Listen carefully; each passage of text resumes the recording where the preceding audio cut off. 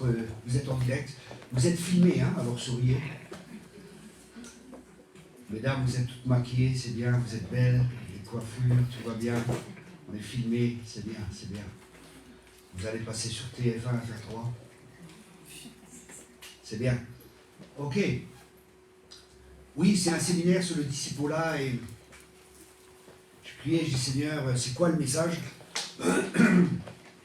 Et justement, c'est sur le discipulat. Mais ça va être un peu d'une manière différente que d'habitude. J'attends juste que ça se calme derrière moi, devant moi. Tu restes derrière moi? Ok, je vais prier.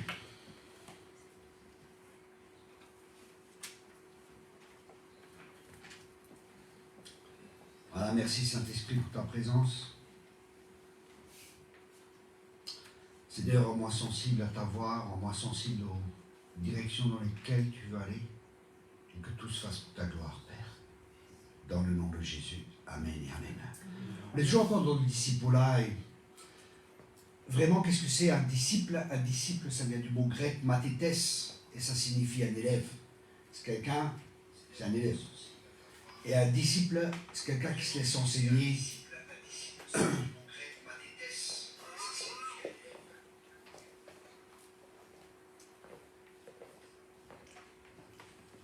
C'est quelqu'un qui se laisse enseigner. Un disciple, c'est quelqu'un qui se laisse enseigner toute sa vie. Si tu crois que tu sais, ça prouve que tu sais rien.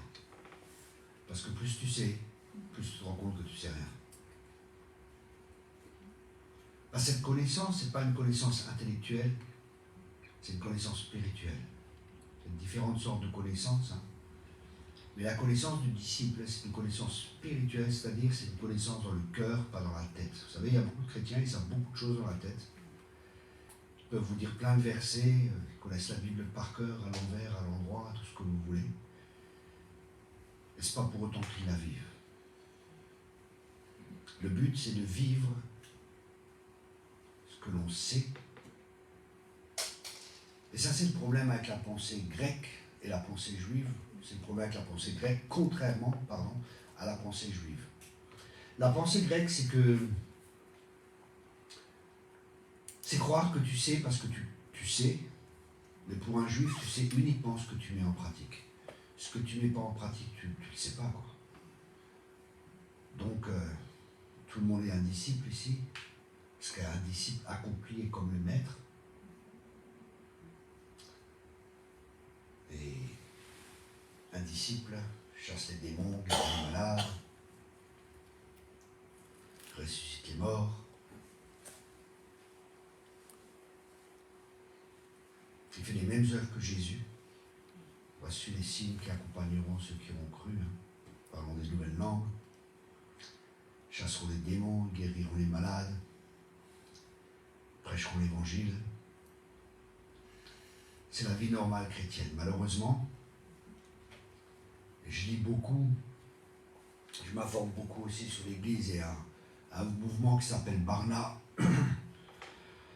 Et c'est un mouvement de recherche sur les églises dans le monde entier, ce qui se passe, et ils disent que le plus gros problème de l'Église, c'est qu'on ne fait pas de disciples. Alors c'est bien d'avoir des grandes églises, mais si on ne fait pas de disciples, c'est pareil pour les petites églises. Hein. Le but, c'est de faire des disciples. Et un disciple, comme dit, c'est le mot mathetes, c'est-à-dire un élève. Et c'est quelqu'un qui apprend. Et pour faire des disciples, déjà, il faut être converti, c'est la première étape. Hein. Et qu'est-ce que c'est être converti? C'est être né de nouveau. Si un homme ne naît pas de nouveau, il ne peut pas entrer dans le royaume de Dieu. Donc la première étape du discipulat, c'est la nouvelle naissance. Et la nouvelle naissance, ça ne consiste pas en une adhésion mentale à l'évangile ou à la foi. La nouvelle naissance consiste à recevoir un cœur nouveau, à être lavé par une eau pure, être lavé par le sang de Jésus et à recevoir l'Esprit de Dieu dans notre esprit. C'est-à-dire être à nouveau en communion avec Dieu. La nouvelle naissance est précédée toujours de la repentance. La repentance, c'est un changement de direction, c'est un changement d'orientation de nos pensées qui est suivi d'une autre vie. C'est une acceptation de Jésus-Christ en tant que Sauveur, mais aussi en tant que Seigneur. C'est là où nous abandonnons notre vie à Dieu. Ça, c'est le début de la vie chrétienne. Et ça, c'est magnifique. Mais le problème, il y en a qui restent là. Ils se repentent assez pour être sauvés, mais ils ne se repentent pas assez pour rentrer dans le royaume de Dieu et vivre les choses du royaume. Qu'est-ce que ça signifie? Ça signifie que leurs pensées ne sont pas assez renouvelées. La transformation n'est pas... La Bible a dit travailler au salut de votre âme. Donc il y a un travail qui doit être fait au niveau de notre âme. Notre âme est composée de notre intelligence, de notre volonté et de nos émotions. Et un travail qui doit être fait à ce niveau-là. C'est ce que la Bible appelle aussi dans Romains 12, verset 1, offrez vos corps comme un sacrifice vivant, ce qui sera de votre part un culte raisonnable, et soyez transformés par le renouvellement de votre intelligence. Donc la prochaine étape, c'est le renouvellement de l'intelligence. Et ça, c'est tout un processus dans lequel on est, et c'est de gloire en gloire, de victoire en victoire. On commence dans une position de gloire, et on commence dans une position de victoire, et on va de victoire en victoire, et de gloire en gloire. Et là, il y a une transformation qui s'opère, parce que le but de Dieu, c'est qu'on soit transformé à l'image de son Fils bien-aimé, Jésus-Christ. Et ça se fait en le connaissant, on a cette relation de cœur à cœur, pas une relation de tête à tête, mais de cœur à cœur. L'évangile, c'est une histoire de cœur. Et nous sommes plus trop habitués à marcher avec nos cœurs. C'est pour ça que Jésus, il redonnait comme un enfant. Un enfant, il va te dire ça va pas, ma fille par exemple. Le matin, je me lève, et je la prends sur les genoux et tout. Je fais ça va, chérie? Elle me dit papa, je dis oui. Tu sens? Je dis quoi? Pas bon. Je dis ok, merci. Ok, merci beaucoup. C'est une enfant. Elle ne va pas essayer de biaiser, elle dit comme c'est, elle n'essaie pas. Oui, il n'y a pas encore tous ces murs et toutes ces barrières que l'on met devant nous pour montrer qu'on est quelqu'un qu'en fin de compte on n'est pas des fois. C'est bien, le gouvernement a permis qu'on ôte les masques, et c'est très bien. On peut aussi les ôter dans l'église. Quand je parle des masques, vous voyez lesquels? Et ça, pourquoi est-ce qu'on porte des masques? On porte tous des masques, plus ou moins. Parce qu'on veut être aimé, on veut être accepté. Et comme on n'a pas encore découvert l'amour du Père, on n'a pas encore découvert l'amour de Dieu, on n'a pas encore été touché au plus profond de notre être, on essaie d'être accepté par les gens, on essaie d'être accepté par les autres, et on a développé toute une manière de vivre. C'est ce qu'on appelle un style de vie par lequel on est accepté, par lequel on est aimé, et chacun de nous a un style de vie. Et Dieu désire qu'on soit guéri, qu'on soit restauré, et qu'on soit de nouveau à l'image de son Fils bien-aimé Jésus-Christ, mais aussi comme Adam et Ève dans cet âge qu'on appelle l'âge d'innocence, sans être innocent, en étant innocent, mais sans être stupide, parce que l'amour n'est pas bête, et l'amour n'est pas aveugle, parce que Dieu est amour, et je parle du vrai amour, et l'amour voit clairement, mais l'amour couvre quand même, l'amour excuse tout. Vous voyez, on peut voir, je vois dans la vie des gens, et je vois ce qu'il y a, je vois. Mais l'amour couvre une multitude. L'amour couvre. Et là, il faut quand même couvrir ces choses, même quand tu vois. Et des fois, c'est un combat. Des fois, c'est un combat pour moi, parce qu'il y a des choses qui m'irritent, des fois. Et des fois, ça m'irrite parce que moi-même, je suis encore blessé dans ces domaines. Donc, je réagis. Et là, c'est important pour nous, après la conversion, après la nouvelle naissance. Et ça, je crois, c'est pour les églises, mais je pense aussi que c'est pour cette église. Je pense vraiment que c'est quelque chose d'important. C'est que les gens soient formés à la guérison intérieure. C'est que des gens soient formés pour pouvoir suivre les gens.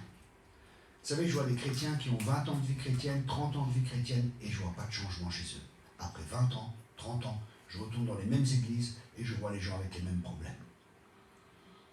Est-ce que c'est la faute à Dieu? Non, c'est pas la faute à Dieu. Des fois, c'est les gens qui ne veulent pas changer.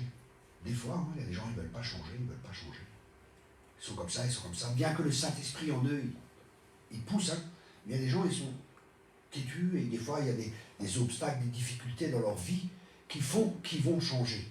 À travers les difficultés, à travers les épreuves par lesquelles ils passent, des fois ils vont être changés, des fois ils vont être transformés. Et je crois que le but de Dieu, c'est qu'il y ait une telle communion fraternelle dans l'Église, il y a un tel cœur à cœur et tellement d'amour entre nous. Et je crois aussi que les gens doivent être formés justement pour pouvoir prendre soin des autres. Et là, il y a des gens qui ont des dons, hein. Il y a des pasteurs qui sont là, il y a les 5 ministères déjà qui sont là. Apôtres, prophètes, évangélistes, enseignants et pasteurs ou bergers. Et chacun a des fonctions spécifiques. Et ça, c'est le gouvernement de l'Église. Le chef, c'est Christ. Après, il y a le gouvernement, c'est les 5 ministères. Et après, le rôle des 5 ministères, c'est d'équiper les saints. C'est-à-dire de former des personnes, de libérer les dons et les capacités que Dieu nous a donnés. Les ministères, c'est des dons. Ce n'est pas quelqu'un qui choisit d'être un ministère. Hein. C'est Jésus qui choisit, ce n'est pas donné par le Saint-Esprit. Les dons charismatiques sont donnés par le Saint-Esprit, mais les dons ministères, c'est donné par Dieu. Et là, Dieu donne les 5 ministères, comme je viens de dire, et chacun a des dons et des spécificités différentes. Et le rôle du ministère, c'est d'équiper les saints pour que les saints fassent le ministère. Et les saints, c'est vous. Les saints, c'est toi. Et si tu es là aujourd'hui, ce n'est pas juste pour écouter un message, c'est pour être formé et avoir des informations. C'est pour être formé, pour être transformé, pour être équipé, afin que tu puisses faire l'œuvre du ministère.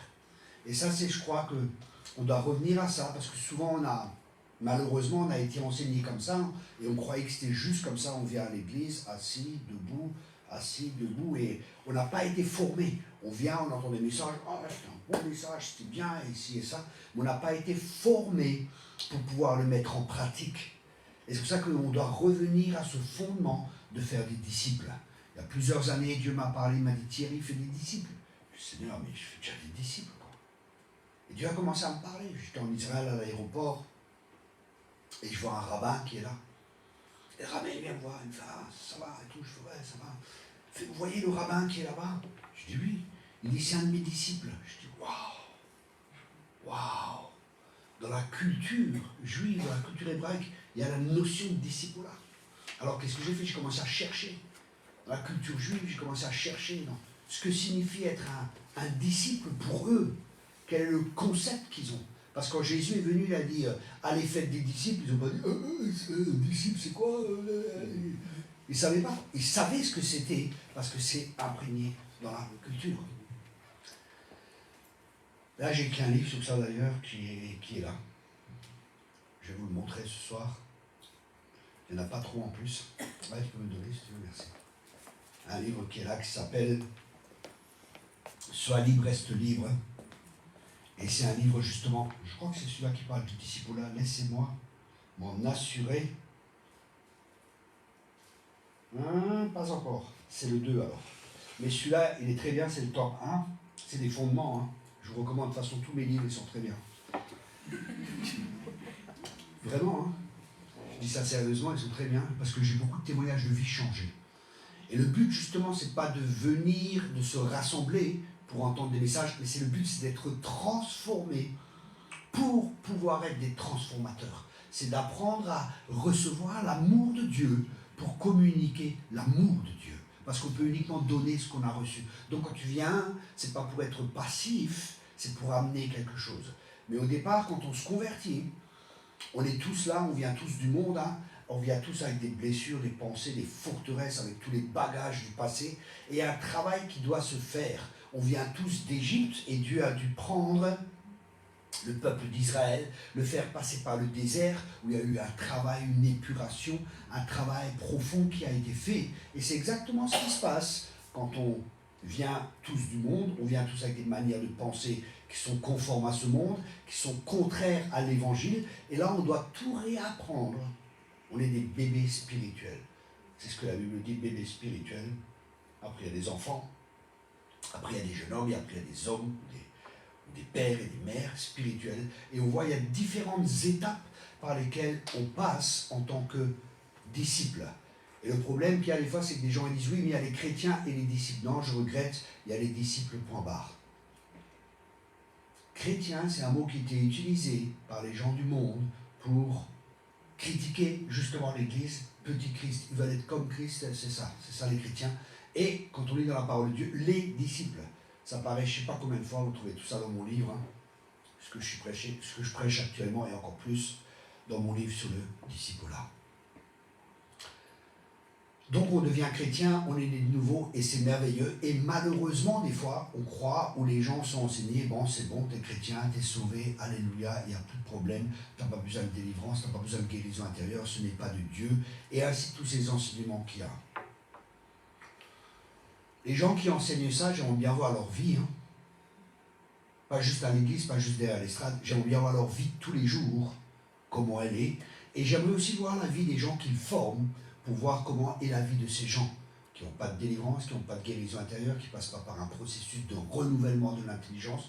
J'aimerais bien voir, et de guérison émotionnelle aussi, j'aimerais bien voir la vie de ces gens, parce que c'est au fruit qu'on reconnaît l'arbre.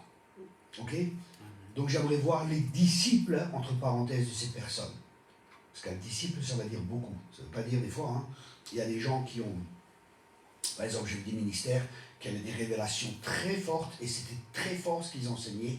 Et les gens qui avaient entendu ces messages, qu'est-ce qu'ils faisaient? Ils répétaient, et ils faisaient la même chose, mais sans révélation.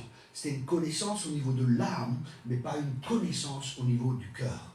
Et ça, c'est une grande différence. Il y a une différence entre la connaissance au niveau de notre âme. Vous savez, vous pouvez connaître plein de choses sur Dieu, mais est-ce que vous connaissez Dieu? Ça, c'est une grande question. Hein. On peut connaître des choses sur Dieu, mais connaître Dieu parce qu'on a un cœur à cœur avec lui, c'est une grande différence. Et il y a des gens qui connaissent la Bible, ils connaissent tout sur la Bible, mais ils vivent rien, quoi. Ils n'ont pas d'expérience avec Dieu, ils n'ont rien de surnaturel dans leur vie. Il n'y a rien qui se passe. Et Dieu est un Dieu surnaturel. Ce n'est pas un Dieu fait à notre image, dans nos têtes, qui arrive à rentrer dans nos concepts, dans nos têtes. Dieu est plus grand que ça. Et après, une fois qu'il y a la conversion, je crois que chaque église devrait avoir des personnes qui savent s'occuper des nouveaux convertis. C'est-à-dire les enseigner, le discipulat, poser des fondements, faire un travail de guérison intérieure avec eux, jusqu'à un certain niveau. Après, il y a des gens qui sont plus, hein, mais je crois que chacun devrait pouvoir faire jusqu'à un certain niveau, comprendre comment fonctionne l'homme, comment je peux prier pour lui, comment je peux libérer des paroles pour cette personne, comment je peux l'encourager, comment je peux prophétiser, comment je peux faire un travail de relation d'aide pour découvrir les mensonges que la personne croit, abattre ses forteresses, ses raisonnements et ses hauteurs qui s'opposent à la connaissance de Dieu. Et ça, c'est important que l'Église vienne dans le pratique dans ces choses-là. Oui, parce que je voyage beaucoup, hein, je vois beaucoup de choses dans beaucoup d'églises, et malheureusement, je vois qu'il y a beaucoup de gens blessés dans les églises, il y a beaucoup de gens qui ont des forteresses, qui vivent comme ça depuis des années, quoi. Et c'est terrible, c'est pas la volonté de Dieu. Donc il y a un travail qui doit être fait, un travail profond dans la vie des gens, et dans la vie de chacun de nous. Et c'est pour ça qu'on doit être formé, parce que tout disciple accompli sera comme le maître. Et pour être accompli, on a besoin de formation. Et être formé, c'est vraiment être une formation. Être un disciple, c'est pas juste venir comme ça, parce qu'être un disciple, ça veut dire qu'il y aura des combats. Être un disciple, hein, il faut être intentionnel pour faire du discipulat. Parce qu'il y aura des combats. Vous voyez, il y a des gens que j'ai formés, et je vois les gens que je forme actuellement, ils disent, ah, mais cette personne est partie, celle-là ci, celle-là ça. Je dis, c'est normal. C'est normal. Ça fait partie du discipulat. Regarde Jésus. À la croix, il y avait qui était là? Regarde Paul. Paul, il dit à Timothée, tu es le seul qui reste avec moi. Waouh! Waouh! Qu'est-ce que ça signifie? Ça signifie qu'il y a des gens, vous allez vous investir, vous allez investir autrui, vous allez tout faire. Ils ne vont pas être fidèles. Vous allez les aider, ils vont aller contre vous même. Ils vont parler contre vous alors que vous les avez aidés de tout vos cœurs. Vous avez investi des finances, vous avez investi votre temps, vous avez investi de l'amour. Et pourtant, ils vont vous trahir. C'est normal. C'est arrivé à Jésus. Tout disciple accompli sera comme le maître. Et ça, c'est normal. Ça fait partie du discipulat. Ça fait partie de la formation. Donc, il ne faut pas avoir des attentes qui sont fausses, mais il faut toujours attendre le meilleur. Il faut toujours se rappeler un verset qui est très important. Vous n'avez pas œuvré en vain. Vous n'avez pas œuvré en vain. Ça veut dire ce qu'on a semé, un jour on le récoltera. Okay? Et Dieu voit tout ce qu'on fait. Parce qu'on peut être très vite déçu dans le disciple-là. On peut s'investir dans la vie des gens. Et le disciple-là, c'est pas juste prêcher comme ça. Hein. C'est des cœurs à cœur. C'est pour ça que les gens, ils viennent vers moi, toujours ils veulent, oui, j'ai besoin de relation d'aide, oui, j'ai besoin de délivrance, j'ai besoin de ci, j'ai besoin de ça, j'ai besoin de ça. Je dis, écoutez, vous avez un pasteur, vous avez une église. Moi, je suis un ministère itinérant, c'est pas mon rôle. Mon rôle, c'est vraiment de faire des disciples, quoi. Et je suis en train de former des gens, hein. Je suis en train de reproduire mon ministère. J'ai pas le temps de m'asseoir avec... au début de mon ministère, je faisais ça, 5, 6 personnes, 10 personnes par jour, 3 à 3 quarts d'heure, une demi-heure, 3 quarts d'heure, 1 heure à passer avec chaque personne pendant des heures, quoi. C'est pas mon rôle. C'est votre rôle. Mon rôle, c'est de former les gens. Vous comprenez? Ça ne veut pas dire que je ne vais pas faire un travail, mais je fais un travail sur les disciples, sur les gens que je forme en tant que disciples. Ça veut dire que je fais un travail sur eux. Et dans le travail que je fais avec eux, je fais un travail de guérison intérieure, je fais un travail de délivrance, je fais un travail profond de leur vie. Et je leur dis, tu vois, comme j'ai fait avec toi, maintenant tu fais avec les autres. Et le premier critère, quand vous prenez des disciples, ou des gens que vous formez en tant que disciples, c'est des gens fidèles. Des gens fidèles. C'est le premier critère. 2 Timothée 2, verset 22. Ouais. 2 Timothée 2, verset 2. Est-ce que tu as appris de moi? Enseigne-le à des gens fidèles. À des gens fidèles. Je répète, à des gens fidèles. Vous savez, il y a des gens qui papillonnent d'église en église. Il y a des gens qui ne sont pas fidèles. Et Dieu cherche des gens fidèles. Parce qu'il veut travailler avec des gens qui sont fidèles. Fidèles au Seigneur, bien sûr, hein, mais aussi fidèles là où Dieu les place. Parce qu'être fidèle au Seigneur, c'est aussi être fidèle là où Dieu te place. Si Dieu t'a mis ici, tu es ici. Moi, Dieu m'a mis dans une église et vraiment, ça n'allait pas. Hein.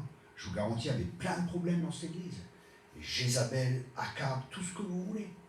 Et je prophétisais sur le pasteur, sur la femme du pasteur, ils sont allés contre moi, plus le droit de prophétiser, tout ce que vous voulez. Nettoie les toilettes, tout. Je dis, ok Seigneur, c'est toi qui m'as placé ici, moi je ne bouge pas. Je ne bouge pas jusqu'à ce que tu me dises de partir. Et à la fin, c'était tellement dur pour moi, parce qu'il y avait une division dans l'église, plein de gens sont partis, il restait 15 personnes. J'ai dit, Dieu m'a mis ici, je ne bouge pas. Je continue à prier pour le pasteur, je continue à bénir l'église. J'ai dit, je ne bouge pas Seigneur. C'est toi qui m'as mis ici, personne ne me déracine. Si je dois partir, c'est parce que tu me le dis. Mais à la fin, c'était tellement dur, je dis, Seigneur, dis-moi que je dois partir, ou fais que le pasteur me vire. Le pasteur m'a viré. Alléluia. Il est venu vers moi, il m'a dit, écoute Thierry, je crois que c'est mieux que tu ne restes pas ici. Je dis, c'est vrai. C'était grave, vous savez. À un moment, dans l'église, il y avait une division, de ça, je suis resté. Et un gars, il vient d'Argentine, justement. Waouh, il avait le feu. Ah, il avait le feu. Il arrive avec sa femme. Sa femme, la première chose qu'elle fait, elle arrive dans l'église. Elle dit, Jézabel, Chakaba, Sikoubou. Elle commence à confronter Jézabel. Je fais, wow. Et à l'époque, c'était la période où il y avait de l'or. Le prédicateur, il commence à prêcher avec de l'or qui venait et tout. C'était fort. Et on était tous debout à un moment. Et il met son doigt comme ça sur moi. Et il regarde le pasteur. Il dit, cet homme, c'est la sentinelle de l'église. Waouh. J'étais tout fier. Ah, je suis allé à pasteur, j'ai dit, tu as entendu ce qu'il a dit? Oui, mais il a dit ça parce que tu tenais comme ça. J'ai fait purée. Il n'y a pas plus sourd que celui qui ne veut pas entendre, quoi. Il n'y a pas plus aveugle que celui qui ne veut pas voir. Hein. Je dis, bon, ok. Et après, ils m'ont viré de l'église, quoi. Mais j'avais repris, et c'est la part de Dieu. Et après, il y avait une division avant. Et après, le couple pastoral a divorcé. Enfin, c'était la catastrophe, quoi. La catastrophe. Mais je suis resté fidèle. Et Dieu regarde à cela. Dieu regarde à la fidélité. Est-ce que tu es quelqu'un de fidèle? Parce que si tu n'es pas fidèle, comment veux-tu que Dieu bâtisse avec toi? Comment veux-tu que Dieu fasse un travail avec ta vie? Et je ne dis pas d'être fidèle comme certains étaient fidèles dans cette église, alors qu'ils n'auraient pas dû être fidèles à l'église. Ils auraient été fidèles à ce que Dieu leur dit. Qu'est-ce que je veux dire par là? Il y avait un ancien qui était là, il était excellent. Mais par amitié, par fausse fidélité avec le pasteur, au lieu de lui dire la vérité, et au lieu de partir, il est resté. Et il y avait comme des liens d'âme qui sont là. Ça, c'est pas une bonne fidélité. Si Dieu dit de partir, tu pars. Mais pars en recevant la bénédiction. À la fin, quand je suis parti, je dis, ah, pasteur, mais je ne pars pas sans ta bénédiction. Je veux que tu me bénisses. Il a fait, ok, je te bénis. Je fais, ok, merci. C'était avec tout son cœur, quoi. Vous voyez ce que je veux dire? C'était pas du tout ça, quoi. Je te bénis. Mais je suis parti, je dis, je veux ta bénédiction. Je veux partir en étant propre devant Dieu. Vous savez, il ne faut pas croire si vous partez d'une église ou si vous allez dans une autre église que les problèmes ne seront plus. Parce que le problème, c'est des fois nous-mêmes. Et des fois, on déplace le problème. Et c'est pour ça que c'est tellement important de permettre à Dieu de travailler au plus profond de notre être. Parce qu'il désire nous transformer à l'image de son Fils bien-aimé. C'est pour ça qu'on doit passer par un processus de guérison intérieure. On doit passer par un processus de relation d'aide. Et des fois, ça se fait naturellement en discutant, dans le discipulat, en ayant des cœurs à cœur les uns avec les autres. Et waouh, ah bon, tu penses ça, toi? Ah ouais, une fois que vous allez discuter avec quelqu'un, à vous dire, je donne un exemple bête, hein. Cette personne vous dira, oui, mais moi, vous savez, Dieu, il ne m'aime pas autant que les autres. Qu'est-ce que vous allez dire alors? Si vous-même, vous n'êtes pas formé, si vous-même, vous n'êtes pas établi dans les Écritures, qu'est-ce que vous allez dire à la personne? Ah bon? Pourtant, ma Bible a dit que Dieu ne fait exception de personne. Aime ton prochain comme toi-même. Est-ce que tu t'aimes? Non, moi, je ne m'aime pas. Hein, tu t'aimes pas? Comment peux-tu aimer les autres? Vous comprenez? Il y a déjà un travail, les choses commencent à venir à la surface. Et là, on doit être équipé pour savoir comment travailler avec les gens. Si tu ne sais pas comment travailler avec les gens, qu'est-ce que tu vas faire? Et les gens, ce n'est pas des objets, c'est des gens qui ont de la valeur aux yeux de Dieu. Ça aussi, c'est important. Et rien que de comprendre ça, tu vas te laisser former. Moi, j'ai fait beaucoup d'écoles. Beaucoup d'écoles, beaucoup de séminaires. J'ai beaucoup de livres. Parce que je sais que j'ai besoin d'être formé. C'est ça un disciple. Et c'est pour ça maintenant que je suis capable d'avoir des écoles. Et c'est pour ça que j'ai des écoles. J'ai par exemple une école de relations d'aide. Si vous êtes intéressé, j'ai une école différente, l'enseignement classique avec toutes les bases. Et ça, c'est une école spécifique pour la relation d'aide. Donc si tu es appelé à la relation d'aide pour savoir comment aider les gens, je t'encourage. Tu peux prendre un coffret. Et là, tu vas voir, tu vas déjà apprendre à te connaître toi-même, comment tu es, comment tu fonctionnes. Ça va te faire découvrir des choses. Quand je fais des fois ce que j'appelle le style de vie, quand je fais un travail de style de vie, les gens, j'ai vu des trucs de fou. Je fais un travail de style de vie en posant des questions, hein, et avec le Saint-Esprit. Hein. Tout ça, c'est des outils qu'on vous donne. C'est comme une caisse à outils que vous avez, et vous arrivez chez les gens avec cette caisse à outils, vous la posez par terre, mais vous ne dépendez pas de la caisse à outils, vous dépendez du Saint-Esprit qui vous dit celui-là, il a besoin du marteau. Prends le marteau. Celui-là, il a besoin du tournevis. Alors tu prends à chaque fois les différents outils qui sont dans cette caisse pour pouvoir travailler avec les gens, mais c'est toujours en dépendance avec le Saint-Esprit. Okay? Et c'est comme ça qu'on peut aider les gens. Par exemple, il y a du manque de pardon, il y a de l'amertume, et en faisant un travail avec les gens vont grandir. Mais très important. Pour ça, il faut que tu permettes à Dieu de faire un travail dans ta vie. Si tu ne permets pas à Dieu de faire un travail dans ta vie, comment veux-tu aider les autres? Si toi-même tu n'es pas changé, parce que si tu as un domaine de ta vie où il y a encore une forteresse, tu ne verras pas chez l'autre. Parce que chez toi, il y a cette forteresse encore. Tu comprends? C'est pour ça que c'est tout un processus qui doit permettre à Dieu encore. Vous savez, moi j'ai quand même des années de ministère, je suis passé la relation d'aide. Et des fois, je vais encore, je dis, écoute, voilà, qu'est-ce que tu vois dans ma vie? J'ai des amis où je fais de la relation d'aide, je dis, écoute, voilà, je m'assois, il y a quelque chose qui est remonté, où je fais un travail avec des gens qui parlent dans ma vie. J'ai des gens qui parlent dans ma vie, c'est ça le disciple-là. C'est avoir aussi une redevabilité. Est-ce que tu es redevable? Ou est-ce que tu es un électron libre? Parce qu'il y a des chrétiens modernes. Hein. Si. Ça s'appelle les Robinson Crusoe. C'est des chrétiens qui vivent tout seuls sur une île. J'ai pas besoin d'église. Et l'église, je ne parle pas du bâtiment. Hein. Je parle église, c'est frères et sœurs. J'ai pas besoin de communion fraternelle. Ah bon? C'est un des fondements de la parole de Dieu. C'est un des fondements essentiels.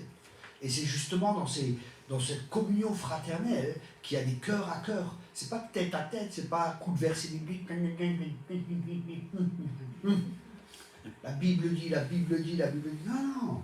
La Bible dit, aimez-vous les uns les autres? Oui, c'est ça que la Bible dit. Vous voyez, ça, il y a un travail qui doit être fait. Parce que des fois, on se rend compte, on n'est pas encore à la stature parfaite de Christ. Et on est tous en chemin. On est tous en travail. Donc, on doit se laisser former. Et on doit permettre à Dieu de faire un travail profond dans notre vie.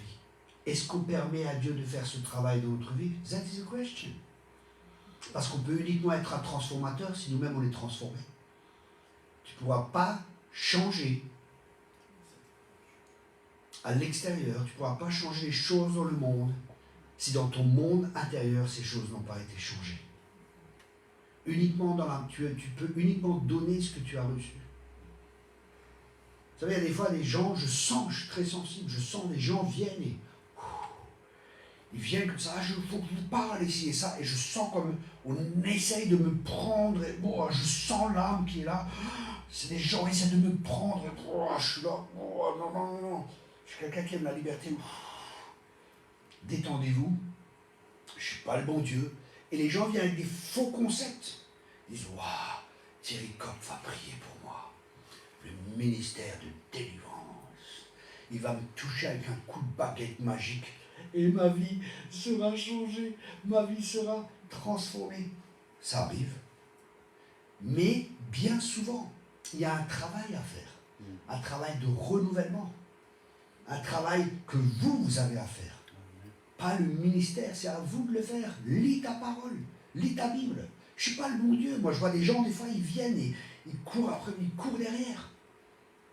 Et ils idolâtrent le ministère. Ils idolâtrent la personne, ils attendent de la personne que la personne fasse le travail.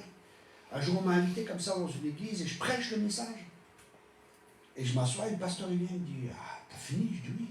Il dit, mais je t'ai invité pour que tu prophétises sur les gens. Je dis, écoute, mais tout le message était un message prophétique, c'était une parole prophétique pour l'église, une parole prophétique pour les gens. Là, je suis en train de prêcher, mais il y a quelque chose pour toi. T'attends pas, vous savez, des fois les gens, ils viennent avec des fausses attentes, des fausses conceptions. Ils viennent, Dieu est en train de leur parler en plein dans le message, mais ils viennent, il faut que le ministère prie pour moi. Et ils viennent avec cette idée, et ils n'écoutent pas le message, ils n'écoutent pas la louange, ils ne rentrent pas dans la louange, ils ne rentrent pas dedans. Il faut que le ministère prie pour moi, et ça sera la solution à mes problèmes. Ça se peut, des fois oui, Dieu utilise cela. Mais il y a sa parole aussi, il y a son esprit aussi, il y a ta communion avec lui, il y a la communion avec les frères et sœurs. Et quel est ton désir? J'avais l'école biblique ici pendant un moment. Ouais. Justement, on faisait la formation pour la relation d'aide. 4 ans. Et je me rappelle très bien, une femme est venue, première fois qu'elle vient. Je prie pour elle, elle tombe par terre, guérison intérieure, elle pleure, ici et ça. Puis à la fin, je dis, bon, allez, au revoir, le mois prochain. Elle dit, non. Je dis, ah bon, comment ça vous a pas plu? Si, mais j'ai reçu ce que je voulais avoir. Ah bon? Donc les gens, ils viennent juste, c'est un self-service, quoi. Tac, je reçois quelque chose de Dieu, et puis c'est bon, je ne viens plus. Vous comprenez la mentalité? C'est pas une mentalité, Seigneur, je veux te connaître plus. Seigneur, je veux aller plus en profondeur avec toi. Seigneur, fais de moi un instrument. J'en ai marre d'être un consommateur, je veux être un acteur. J'en ai marre d'être toujours là en tant qu'assisté. Je désire être quelqu'un qui puisse agir dans ton œuvre. Et pour ça, on a peut-être besoin un temps où on est assisté, parce qu'on vient avec des blessures et chacun a une vie différente. Peut-être qu'il y a des choses graves qu'on a vécues, et c'est ok d'être un assisté. C'est ok d'être un bébé pendant un temps. C'est ok qu'on nous aide pendant un temps. C'est ok. Mais ce n'est pas toute notre vie chrétienne. Au bout d'un moment, il faut grandir, il faut passer de stade à bébé à enfant, et après enfant, il faut passer à jeune homme, et après il faut passer au stade de père. Il faut commencer à grandir. Et comme dit, je vois des gens, et ça fait 20 ans, il y a des gens comme ça, je vais dans une église, chaque fois que je venais là pendant un moment, je priais pour la personne, paf, par terre, délivrance, ici et ça, et vous êtes content en tant que ministère, oh, c'est le démon, la personne a vu quelque chose, ici et ça. Le pasteur, il vient, il me dit, à chaque fois qu'il y a un ministère, elle vit ça, la personne, quoi. Et ça fait 15 ans. Où est le problème? Où est le problème? Le problème, c'est que personne, elle est passive. Elle attend que les choses changent. Il y a des problèmes dans le couple, mais il faut que le mari change. Non, change-toi. Vous comprenez? Et elle ne fait pas sa part. Dieu fera sa part, mais nous avons aussi notre part à faire. Il y a tellement de concepts, il y a tellement d'apitoiements sur soi, il y a tellement de choses qui sont là chez cette personne Et quand on s'assoit avec elle, elle a couru, je ne sais pas quoi, et des bons ministères, hein. Pas vraiment des bons ministères. Elle est en relation d'aide là-bas, en relation d'aide là-bas, en relation d'aide là-bas. Et à chaque fois, on arrive au même point. Les ministères mettent à chaque fois le doigt sur le même point qu'elle ne veut pas traiter. Et souvent, c'est la croix. Pas toujours, hein. Des fois, c'est la croix. Des fois, renoncer à soi-même. Et c'est là que tu seras libre. Parce qu'à la croix, où la chair, elle doit être crucifiée, il y a l'intelligence qui doit être renouvelée. Il y a les blessures qui doivent être guéries. Il y a les démons qui doivent être chassés. Je répète cela. Les démons doivent être chassés. L'intelligence doit être renouvelée. Les blessures doivent être guéries. Ça, c'est un travail. Et on a un camp cet été, pour ceux qui sont intéressés, justement sur la délivrance et guérison intérieure. On fait un travail profond dans la vie des gens. Je vais prêcher sur ça, prier sur ça. Mais en même temps, vous avez la possibilité d'avoir des entretiens individuels où les gens de mon équipe qui sont formés justement, hein, par exemple Fabien, hein, sa femme Barbara, hein, étaient formés, ils ne savaient pas, ils sont passés par la délivrance et tout, c'est pas fini encore. Non, je plaisante. Ils sont passés par la délivrance, sa femme aussi, ils ont vécu plein de trucs de guérison intérieure. Hein. Et il y a encore besoin, moi aussi, on a tous besoin encore de faire un travail. Mais est-ce qu'on est volontaire à dire oui Seigneur, fais un travail sur ma vie? Et maintenant, ils sont capables d'aider les gens. Avant, ils n'étaient pas capables, et ça fait combien de temps? Ça va vite, non? Barbara? On est 5 ans. 5 ans? Mais vous avez commencé quand à commencer à faire la relation d'aide et tout sur les gens et tout ça? 3 ans. 3 ans, ok. Bon, vous voyez, au bout de 3 ans, paf, comme avec Jésus. Ils ont été formés, ils savent s'occuper des gens, ils savent suivre les gens, ils savent aider les gens. Et ils commencent à faire des disciples, ils commencent à se reproduire. Et en Allemagne, j'ai des jeunes, ils sont à la 3e génération de disciples. Ça veut dire qu'ils ont fait des disciples qui refont déjà des disciples, vous voyez? C'est une multiplication. Tandis que les conversions, et ça c'est des fois le problème dans nos églises, certaines églises, pas toutes bien sûr, hein, je ne veux pas généraliser, mais des fois, waouh, la personne s'est convertie, une conversion, oui, mais qu'est-ce que tu fais avec? Tu fais un disciple avec ou tu le laisses comme ça? C'est ça la question. Et on doit justement faire des disciples avec les personnes. On ne peut pas les laisser comme ça. Donc, je résume, en fin de compte, le message, c'est un disciple, pour pouvoir être un disciple, il faut d'abord passer par la nouvelle naissance, et après il y a une nouvelle vie qui commence pour qu'on puisse marcher en nouveauté de vie, qu'on ne marche plus comme on a vécu avant. Et ça, c'est un processus de travail. Et ça, c'est l'Esprit de Dieu en nous. Il veut cela. Parce que l'Esprit va toujours lutter contre la chair. La chair, non, elle est paresseuse. La chair, non, tout va bien. Alléluia. C'est bien comme ça. Où on trouve plein d'excuses. Mais Dieu n'accepte pas les excuses. Dieu n'accepte pas les excuses. Montre-moi dans la Bible où c'est marqué, frère. Oui, frère, je vais te le montrer. Je ne sais pas parler, Seigneur. Ouh, j'arrête maintenant. Moïse au début, hein. Ouais. Dieu, il s'est mis en colère à un moment. Il s'est mis en colère à ce moment-là. Jérémie, je suis trop jeune. Ah, t'es trop jeune. Je t'ai établi. Gédéon, moi, le plus petit de ma famille, ceci, cela. Dieu, il répond, vas-y, vaillant héros, bouge. Parce que Dieu voit le potentiel de Dieu qui est en toi. Dieu ne regarde pas à tes faiblesses, à tes excuses, à tout ça. Arrête de regarder à tes faiblesses. Commence à regarder à Christ. Vous savez, ça aussi, c'est des fois un problème. C'est que les gens, ils sont centrés sur leurs blessures pendant 20 ans, quoi. Et tu ne sais pas ce qu'on m'a fait, tu ne sais pas ceci et cela. Et en fin de compte, ils roulent en voiture dont le rétroviseur est plus grand que le pare-brise. Qu'est-ce que ça signifie? Ça signifie qu'ils voient toujours leur passé au lieu de voir leur avenir. Le passé est là. Et des fois, il nous affecte. C'est vrai. Et quand il nous affecte, on le traite. Et on avance plus loin. Mais on n'est pas tout le temps en train de regarder dans le rétroviseur, sur le passé. Oh, mais tu comprends pas, on m'a fait ci, on m'a fait ça, et cela, et cela. Et ça devient du nombrilisme. Ça n'a plus rien à voir avec la parole de Dieu, qui sépare l'âme de l'esprit. Vous comprenez ce que j'essaie de partager? Pour vous aider, hein. C'est pour vous aider à comprendre. On est dans un processus qui s'appelle la sanctification. C'est un processus pour ressembler de plus en plus à Jésus-Christ. C'est un processus dans lequel on est, où Christ grandit en nous. Plus de lui, moins de moi. Moins de ce qui ne correspond pas à Christ. Et ça, c'est un travail de sanctification que Dieu fait dans nos vies. Vous savez, il y a des gens qui peuvent entendre des enseignements, mais ce n'est pas pour ça qu'ils vont changer. Parce qu'ils entendent avec leur tête, ils n'entendent pas avec leur cœur. Et c'est la transformation qui doit s'opérer, c'est dans le cœur. Alors sois ouvert. Oui, mais j'ai vu des... Vous savez, quand je vais dans un culte, je vous garantis, même dans les églises, des fois, où ils ne sont pas aussi à un niveau charismatique, et c'est ça comme on peut penser, hein, parce qu'il n'y a pas, peut-être qu'ils ne parlent pas en langue, peut-être qu'ils ne sont même pas charismatiques. Mais je vous garantis, quand je vais dans un culte, Dieu me parle. Dieu me parle à travers le prédicateur. À chaque fois, pratiquement. Pourquoi? Parce que je viens avec une attente que Dieu me parle. Seigneur, parle-moi ce matin à travers le frère. Mais pas ce que je veux entendre, ce que je dois entendre. Ça, c'est pas la même chose. Pas ce que je veux entendre, ce que je dois entendre. Comprenez, ça c'est important. Donc de venir, comme maintenant, avec un cœur ouvert, dire Seigneur, ok, je suis là, je viens. Et je vais écouter, et ta parole va me changer, ton esprit va me changer. Là, en ce moment, je suis en train de vous laver. Oui. Avec l'eau de la parole. Amen. Et à chaque fois que vous venez dans un culte, vous êtes lavé avec l'eau de la parole. Parce que la parole, elle ne revient pas sans avoir accompli ce pourquoi elle a été envoyée. Mais la question est, qu'est-ce que vous allez faire avec cette parole? Qu'est-ce que vous allez faire avec le message que vous avez entendu aujourd'hui? Ça, c'est la question. Qu'est-ce que vous allez faire avec? Est-ce que vous prenez des notes pour les relire?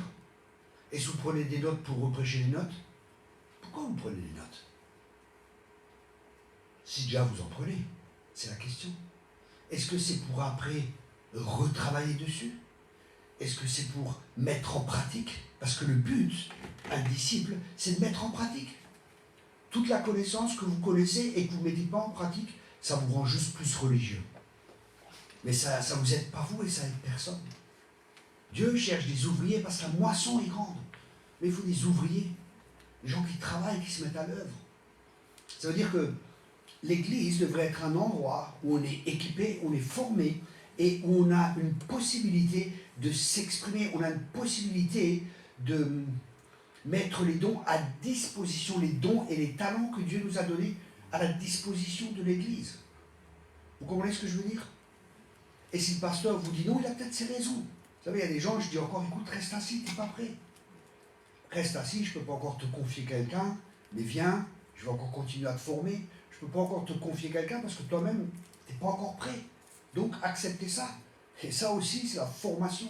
C'est la formation du caractère où on apprend à se soumettre. La chair n'aime pas se soumettre, mais moi j'ai un appel. Il ne reconnaît pas, le pasteur ne reconnaît pas l'onction sur moi, vite.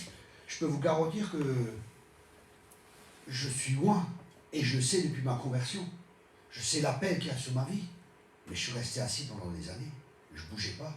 Je n'ai pas besoin de prophétiser, je n'ai pas besoin de montrer quoi que ce soit. Le pasteur m'a dit, tu n'as plus le droit de prophétiser. Je dis, ok, j'ai rien à prouver. Mais je servais. Je servais dans la rue. Je n'ai pas besoin de servir là, je servais là où il y avait un besoin. Que tout ce que ta main trouve à faire, fais-le. Oui, mais je vais être devant. Je veux le micro. Mais le pasteur, il dit non, prends le balai. Non, mais je veux le micro, moi. Le pasteur, il dit non, c'est le balai. Non, le balai, je ne veux pas, je veux le micro. Le micro, pasteur. Parce que je veux être devant, je veux que les gens me voient. T'as rien compris, mon gars. T'as rien compris. Retourne à la case départ. à la case prison, comme ils disent sur le Monopoly, là. Retourne à la case départ. Pourquoi tu veux servir les gens? Les gens, c'est du service. Tu es là pour servir les gens. Moi, je viens pour servir. Je viens pour vous servir. Vous comprenez ce que j'essaie de partager? Et de vous partager pour que vous saisissiez ou pas? Vous saisissez ce que j'essaie de partager? Ça vous parle? Oui. Ok. Ça, c'est l'église que Dieu est en train de faire. C'est l'église que Dieu prépare. Donc, je résume, on doit avoir un endroit où on se rencontre entre frères et sœurs. Ça, c'est l'église. Et c'est un endroit que Dieu définit, avec des ministères qui sont établis, pas avec des autoproclamés.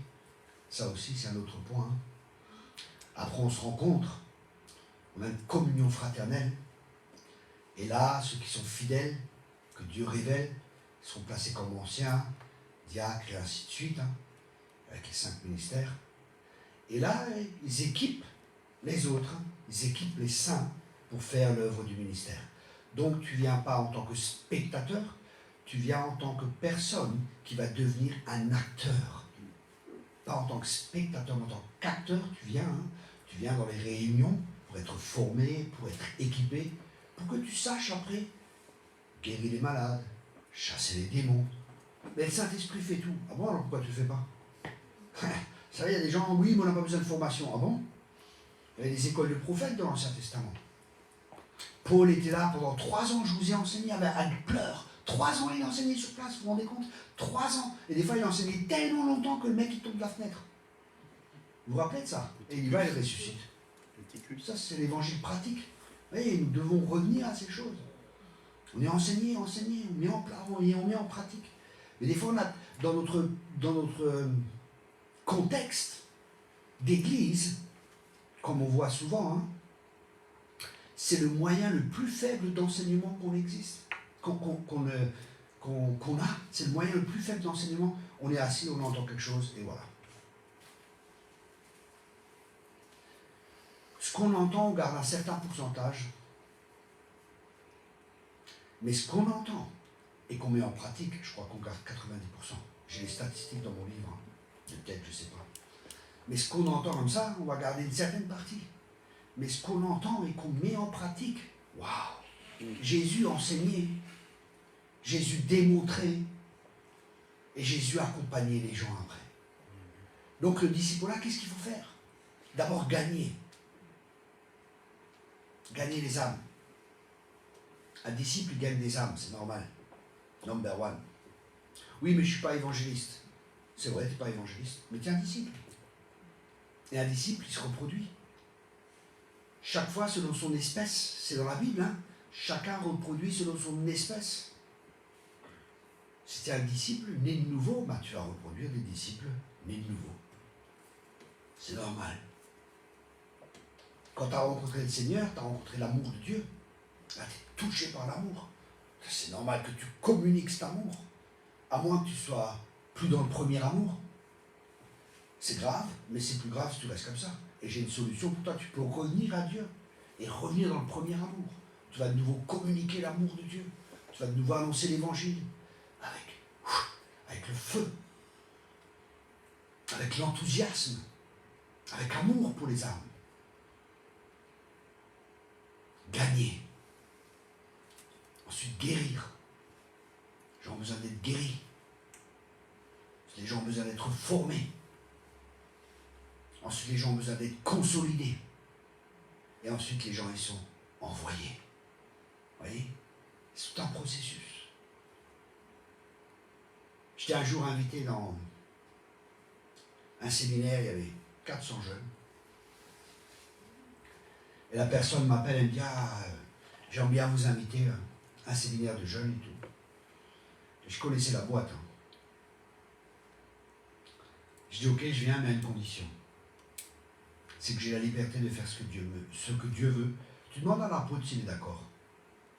Et l'apôtre dit, ouais, ok, il n'y a pas de problème. Tu viens, tu fais ce que tu veux. Je dis, waouh, cool.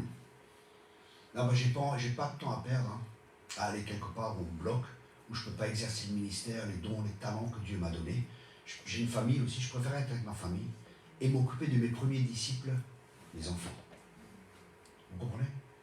Donc je suis en train de faire un sacrifice là pour vous. C'est un sacrifice. Hein. Et vous aussi, vous faites un sacrifice parce que vous venez avec votre temps, vous investissez votre temps qui est votre vie. Votre vie est ma vie. Je vis qu'une fois. Hein. Un jour, je vais mourir. C'est une grande révélation, je sais. Mais... J'ai 59 ans, je fais beaucoup plus jeune, merci. Mais je peux vous dire que la vie, ça passe très vite. Et qu'est-ce qu'on a fait de notre vie? That's the question.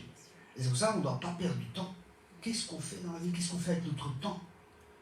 Les temps sont courts. Rachetez le temps car les jours sont mauvais, dit la parole de Dieu.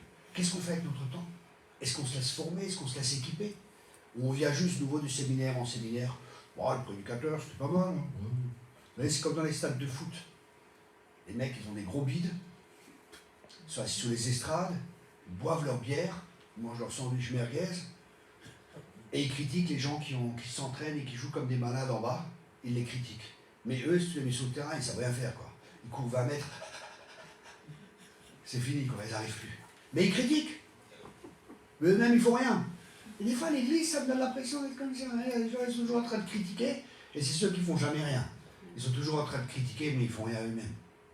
Mets les mains à la pâte, et tu verras que tu critiqueras plus, parce que tu verras que c'est pas aussi facile des fois. Tu verras qu'il y a des combats, mais tu verras aussi que dans toutes ces choses, on est plus que vainqueur. Amen. Amen. Donc on doit être formé pour prendre soin, savoir comment gagner une âme. J'ai eu dans les statistiques que 90% sur les États-Unis, 90% des chrétiens ne savaient pas comment gagner une âme. Non mais, c'est quoi ça? 90% des chrétiens ne savaient pas comment amener quelqu'un à Jésus-Christ. Waouh! Bon, ici, c'est pas comme ça. Qui c'est qui sait pas? Levez la main. 1, 2, 3. Ok, 4. Ok. Les autres, vous avez peur de lever la main? 4 personnes. Vous avez honte, les autres? Vous savez? 5. Ok. Il y a encore 6. Ok. Je sais, il y en a encore. Encore, il y en a encore. Ok. Ben écoutez, on va vous apprendre déjà la première étape. Et ça, c'est pas normal, oui. C'est pas normal. Et je dis pas ça en vous accusant, c'est pas une accusation. Peut-être qu'on vous a jamais formé, peut-être qu'on vous a jamais enseigné là-dessus. Alors venez avec moi, première base, comment gagner une âme à Christ. Romains 10.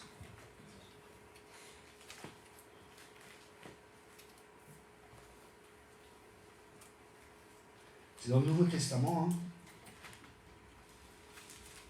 Et je dis pas ça, vous savez, pour vous critiquer ou quoi que ce soit. Mais peut-être vous êtes 20 ans chrétien. Et peut-être vous n'avez jamais appris à gagner une âme à Christ. Et parce que vous n'avez jamais appris, parce que vous n'avez jamais enseigné, vous n'avez jamais amené quelqu'un à Christ. Et c'est malheureux. C'est pas une condamnation, comprenez bien, mais c'est malheureux. Donc la Bible, elle dit dans Romains 10, si tu confesses de ta bouche le Seigneur Jésus et si tu crois dans ton cœur que Dieu l'a ressuscité des morts, tu seras sauvé. Car c'est en croyant du cœur qu'on parvient à la justice et c'est en confessant de la bouche qu'on parvient au salut. Selon ce que dit l'Écriture, quiconque croit en lui ne sera point confus. Ça, c'est le message de l'Évangile. Le message de l'Évangile, c'est quoi? C'est si tu crois en ton cœur que Jésus est Seigneur. Ça veut dire que Jésus est le Fils de Dieu, que Jésus est mort pour toi à la croix. Et que si tu crois dans ce sacrifice qu'il a fait pour toi à la croix, qu'il est mort à ta place à la croix, tu peux être sauvé. Et non seul, et qu'est-ce que ça signifie sauver? Ça veut dire que tu passes du royaume des ténèbres au royaume de la lumière. Ça veut dire que Dieu, il ne te donne pas une religion, mais Dieu change ton cœur. Il donne un cœur nouveau et il met son esprit en toi. Et tu deviens une nouvelle créature. Tu es une nouvelle créature à ce moment-là. Tu es quelqu'un de tout nouveau. Et tu rentres justement dans un processus de discipulat. Okay, ça, c'est important. Ce n'est pas juste la conversion. Tu rentres dans un processus où tu es transformé de gloire en gloire, alléluia, et de victoire en victoire. Donc, qu'est-ce qu'on doit faire? La Bible, elle continue. Pour que les personnes puissent croire, qu'est-ce qu'il faut faire? La Bible dit. Il n'y a aucune différence entre juifs et grecs, puisqu'ils ont tous un même Seigneur qui est riche pour tous ceux qui l'invoquent. Car quiconque invoquera le nom du Seigneur sera sauvé. Comment donc invoqueront-ils celui en qui ils n'ont pas cru? Comment est-ce qu'ils vont faire? Moi, quand j'étais dans le monde, j'étais un païen pratiquant. Et je pratiquais le péché à fond la manette. Mais je ne savais pas que je pouvais être sauvé. Je ne savais pas que Jésus était mort pour moi à la croix. Ah, j'étais protestant. J'étais baptisé. J'avais ma confirmation. J'avais tout ce qu'il faut. J'étais en règle avec l'église religieuse. J'étais en règle, j'avais tous les papiers, les documents, tout était signé, baptisé, confirmé, je ne sais pas, tout ce que vous voulez. Tatoué, non, je ne sais pas, tatoué. Baptisé, confirmé, tout était nickel. Mais j'allais en enfer. Ticket première classe, je n'étais pas né de nouveau, j'étais en première classe, je vous garantis. Ah là, j'étais en première classe. J'étais un truand pratiquant. Proxénète, trafiquant de drogue, tout ça. C'est palmarès, quoi. 3 fois en prison, tout ce que vous voulez. C'était sûr que j'étais première classe en enfer. Mais je ne savais pas que je pouvais être sauvé. Je ne savais pas qu'il y avait une possibilité que ma vie soit changée. Je ne savais pas que je pouvais naître de nouveau, je ne connaissais pas tout ça. Je ne connaissais pas de chrétiens. Ils s'étaient enfermés dans leur église. Ils s'étaient enfermés dans les 4 murs. Mais, et comment croiront-ils en celui dont ils n'ont pas entendu parler? Comment est-ce qu'ils peuvent croire si personne ne leur parle? Et comment en entendent-ils parler s'il n'y a personne qui prêche? Et comment y aura-t-il des prédicateurs selon s'ils ne sont pas envoyés? Vous voyez? Mais j'ai eu de la chance. Il y avait des disciples qui sont venus et qui m'ont parlé du Seigneur. Et grâce à ça, j'ai pu accepter Jésus. Ils m'ont dit, voilà, tu es tordu, tu es tout ce que tu veux. Non, ils ne m'ont pas dit ça. Parce que ça, je le savais. Ça n'avait pas besoin de le dire. Mais que Dieu m'aime, ça, je ne savais pas. Qu'il y avait un Dieu qui m'aime. Pas qui aime ce que je fais, mais qui m'aime en tant que personne, ça, je ne savais pas. Et ils m'ont parlé du Seigneur et tout. Mais ça ne passait pas. Parce qu'il y avait un voile qui était là. Et la Bible a dit que l'ennemi a mis un voile sur notre visage. Donc les gens me prêchaient, ils me parlaient, ils me donnaient des traités, je n'arrivais même pas à lire. Et pour moi, c'était vraiment particulier. Ça ne veut pas dire que tout le monde est comme ça. Je suis arrivé à l'église, tout ça. Il y avait un temps de louange. Ils me disent, oui, on va t'amener dans la louange. Évitez, les gens, ils ne savent pas ce que c'est la louange. On va t'amener à un concert, vas-y, viens, viens avec nous, on va t'amener à un concert. Non, ils me disent, on t'emmène, il y a la louange. Je dis, c'est qui celui-là? Je ne sais pas ce que c'est, moi, la louange. Puis j'arrive, et il y avait vraiment, ils sont en train de louer Dieu et tout. Moi, je regardais les gonzesses, hein, en église. Et ouais, et je regardais les femmes et tout ça. Je dis, ah, elles sont pas mal, les femmes, elles sont belles et tout. C'est vrai, les chrétiennes sont belles, hein, elles resplendissent et tout. Il y a le Seigneur qui est là, il y a quelque chose qui attire. Hein. Les autres aussi, elles sont belles, mais pas comme les chrétiennes, c'est pas pareil. C'est une beauté intérieure qui se manifeste encore à l'extérieur. C'est encore plus le bien. Et je suis là, je vois les poids. Et d'un seul coup, je regarde, et il y avait 2 rangées comme ça. Et au milieu de la rangée, je vois une boule transparente. Et je regarde ça, cette boule, et d'un seul coup, elle vient vers moi à toute vitesse. C'était l'amour de Dieu qui me touchait. Dieu me montrait qu'il m'aimait. Et là, j'ai craqué, j'ai pleuré comme un enfant. Rappelez-vous, j'étais 3 fois en prison, mon cœur était dur comme de la pierre. Et là, ils m'ont dit, tu vas accepter Jésus-Christ comme sauveur? Je pleurais pendant une demi-heure. Là, j'ai accepté Jésus-Christ comme sauveur et comme Seigneur. Et après, ils m'ont dit, tu vas être baptisé du Saint-Esprit? C'est quoi ça? Chikalabala, c'est quoi? Je ne veux pas ça. Non, merci. Je ne connais pas, j'avais la trouille là. Chikalabala, Chikalabala. Des fois, les chrétiens, ils sont pas sages. Un jour, je suis allé évangéliser avec des chrétiens, sérieux, hein. Je fais des évangélisations aux rues et j'avais des chrétiens avec moi. Puis, ouais. Ou bien aller seul des fois, hein, je vous le dis. Et j'en avais avec moi. Ah, c'était trop fort. Et il y a une personne, j'ai évangélisé, je parle du Seigneur, et les 2 autres à côté de moi, Chikalabala, Zigoulouboulou, Choudou. Et la convertie était là. Je dis, bon, vous restez là, vous venez avec moi, je vais vous parler un peu plus loin. Je dis, vous restez là. Oh là là. Non, mais ils ne comprennent pas, les gens. Chikalabala, Ginalo, Brigida, mais les essuies de la Siyama, Kawasaki, Suzuki. Ils ne comprennent pas, les gens, qu'est-ce que tu es en train de faire. Tu es en train d'être un vendeur de moto japonaise ou quoi? Qu'est-ce que tu fais? Ils ne comprennent pas, les gens. Les pauvres. Ah, j'ai pris à part ça, puis voilà. Donc, soyez sages. Venez pas avec un patois de Canaan. Oh, si vous acceptez Jésus-Christ, vous allez être lavé par le sang de l'agneau. Ouh, c'est dangereux tout ça. Ils ne comprennent pas, les gens. Redevenons, vous savez, et c'est vrai, des fois, on ne se rend pas compte. Hein. Je vois les chrétiens qui parlent des fois des inconvertis, je me dis, waouh, le mec, il piche que dalle, quoi. Et je ne sais même pas si les chrétiens, des fois, ils comprennent ce qu'ils racontent. Hein, c'est tellement un langage, un patois de Canaan. Les gens, ils n'arrivent pas. Redevenons normal. Jésus n'était pas là. Bereshit bara Adonai, en hébreu, puis en grec, et ceci. Non, ça, détendu. Là, des fois, ça fait du bien aux chrétiens de retourner avec les gens du monde pour redevenir un peu... Normal. Ouais, disons, les pieds sur terre, c'est bien, la tête dans le ciel, c'est bien. Mais si tout est dans le ciel, c'est pas terrible, quoi. Ouais. Et si tout est sur la terre, c'est pas terrible non plus. Il faut les deux, il faut l'équilibre. Quelqu'un de spirituel, c'est quelqu'un de normal. Jésus est notre modèle par excellence. Et Jésus était normal. Ça va? Il était ami des gens de mauvaise vie, des publicains. Il était ami avec ces gens-là. Il n'était pas là. Je suis Jésus. le Fils de Dieu. Nettoyez juste mon auréole. L'instant, je vais enlever mon auréole, je vais la nettoyer et je vais la remettre. Non, mais des fois, vous savez, un jour, j'étais à l'aéroport et moi, j'évangélise pas. Je ne vais pas évangéliser. Je vous dis sincèrement, je ne vais pas évangéliser. C'est un style de vie. Ce n'est pas quelque chose que je vais faire maintenant. Je vais évangéliser. Je suis quelque part, je suis conduit par l'Esprit. Le Seigneur me dit, va parler à cette personne. Je vois quelque chose, ou j'ai une révélation, ou pas, ou je parle simplement. Et pendant qu'on parle, je commence à parler de je ne sais pas quoi. Et la personne, elle commence à changer de couleur, ici et ça. Parce que je ne réfléchis pas. J'ouvre ma bouche et Dieu la remplit. Ça va? Et là, je parle à la personne, et la personne, elle devient rouge, elle devient bleue, ici et ça. J'ai touché un domaine. Je dis, ah, vous savez, moi, vous ne croyez pas en Dieu, ok, mais en quel Dieu vous ne croyez pas? Et je plaisante souvent. Vous savez, un jour, il y a une femme, elle est venue à moi, elle me dit, vous êtes beau comme un Dieu. Je dis, merci madame, c'est gentil. Elle me dit, oui, comme Bouddha. J'ai fait, c'est sympa, merci.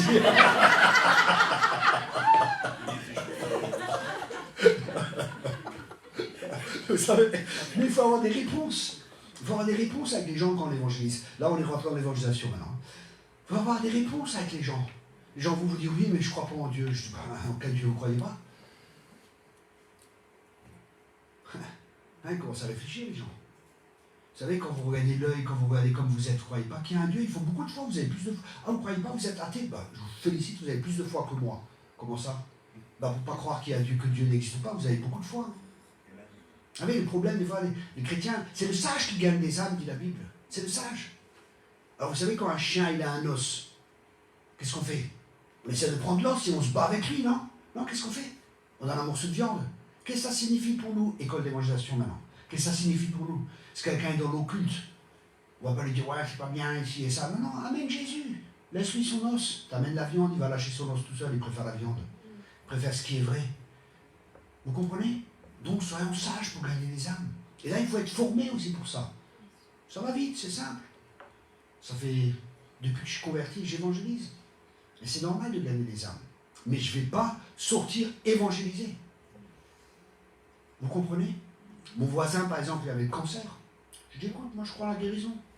Ouais, je sais, t'es pasteur, mais tu sais, moi, l'église, j'ai eu tel problème, l'église catholique, ceci, le curé, ça et ça, j'ai eu tel problème.